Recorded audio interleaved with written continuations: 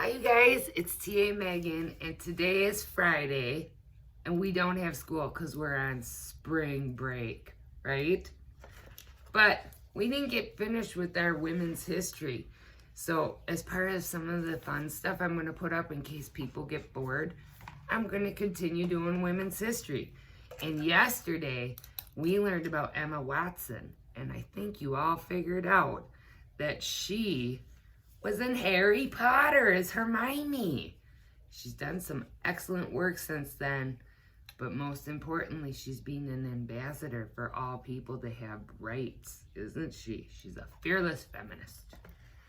Now, today we're on to, and I looked it up, and I still might not be able to pronunciate it right because that's my problem. But anyway, her name is Malala Yousafzai Fearless Activist. Malala Yousafzai is quite simply astounding. When the Taliban, an Islamic fundamentalist group in Pakistan, banned girls from going to school, she stood up to them. She criticized the Taliban on television. She blogged about life under the Taliban's rules. She campaigned tirelessly for her right to an education. The Taliban were angered by Malala's actions, and she nearly paid the ultimate price for her bravery when the gunman tried to kill her. I was going to say the Taliban that I've heard about, which I'm assuming is the same, is very dangerous, and they've killed a lot of people. Did Malala let that stop her? No, she did not. She truly is a fearless activist. Let's look at her portrait before we learn more about her. Oh, and she's beautiful, and she looks kind, too, doesn't she? But very brave to stand up to the Taliban. Excuse me. Name, Malala Yousafzai. Born July 12, 1997. Nationality, Pakistani. Profession, education activist. Malala Yousafzai was born in the Swat Valley in northwestern Pakistan. She has loved to learn ever since she was very young. Her father ran a school.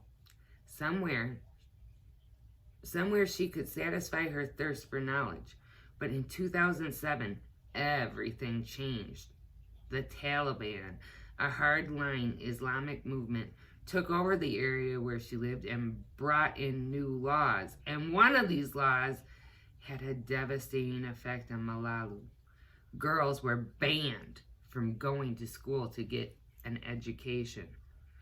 And to 10-year-old Malala, the ban was deeply unfair. Quote, "All I want is an education," unquote, she said. But what could she do? Well, plenty, it turned out. She spoke out against the Taliban on the television. Then she began to blog for the British Broadcasting Corporation, otherwise known as the BBC. Well, you can watch BBC news here on PBS. And of course, with the internet, you can, access everything. She wrote about her fear of war, about living under the Taliban's rule, and about her longing to go to school. At first, she blogged anonymously, but after her identity was revealed in 2009, she began to campaign in public. That year, the ban on girls' education was partially lifted, and soon afterward, war broke out in Pakistan, and Malala was forced to flee the Swat Valley. Once she was home again, months later, she carried on campaigning. Malala's efforts were now becoming more and more well-known, and in 2011, she was awarded the International Children's Peace Prize and Pakistan's National Youth Peace Prize, the first of many honors. She was now receiving death threats, yet she went on speaking out for girls' rights to education. Oh, she is very brave. On October 9th, 2012, Malala was shot and seriously wounded by a Taliban gunman. She was only 15. Offers to treat Malala poured in from all over the whole world, and eventually she was flown to a hospital in Birmingham in the United Kingdom, which had a lot of experience in treating her type of bullet injury. And after an incredible recovery, Malala celebrated her 16th birthday on July 12, 2013, now known as Malala Day, by giving a speech at the United Nations in New York City. Meanwhile, millions signed a petition, and Pakistan's National Assembly passed a bill that was guaranteed free education for children aged 5 to 16. The Malala Fund was set up the same year to bring awareness to the need for girls' education and to empower girls to raise their voices, to unlock their potential, and to demand change. In 2014, Malala became the youngest person ever to be awarded the Nobel Peace Prize in recognition of her struggle for the right of all children to an education. She continues to make herself heard, quote, "I don't want to be thought of as just a girl who was shot by the Taliban, but the girl who fought for education," unquote. Malala says, quote, "This is the cause to which I want to devote my life," unquote. Wow, she's so brave. And we have a lot to thank her for, because the more people get educated, the more advanced our civilizations can become. What might Malala do? Well, the question. You are being bullied, and it's terrible. It's gotten so bad that you're afraid to say or do anything in case the bullies find out. And the bullying gets worse. What if they actually hurt you? What might Malala Yousafzai do? Malala suffered extreme bullying, but she didn't let that stop her from speaking her mind. We don't know exactly how she would react, but she might tell you to avoid situations where you're likely to meet a bully. But if that didn't work, then she might suggest that you stand up for yourself, even if it's scary. Act brave. The bully doesn't have to know that you don't feel brave.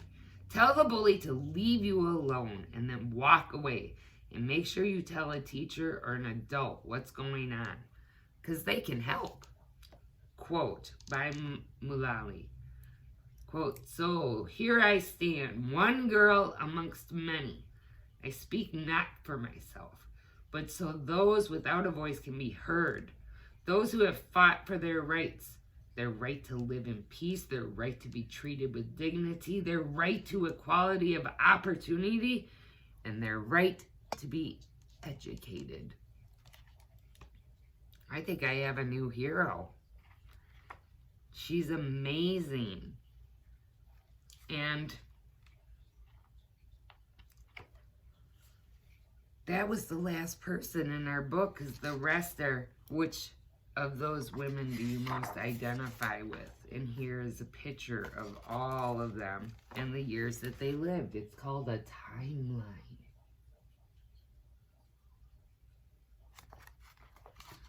Now, just because we got to the end of the book,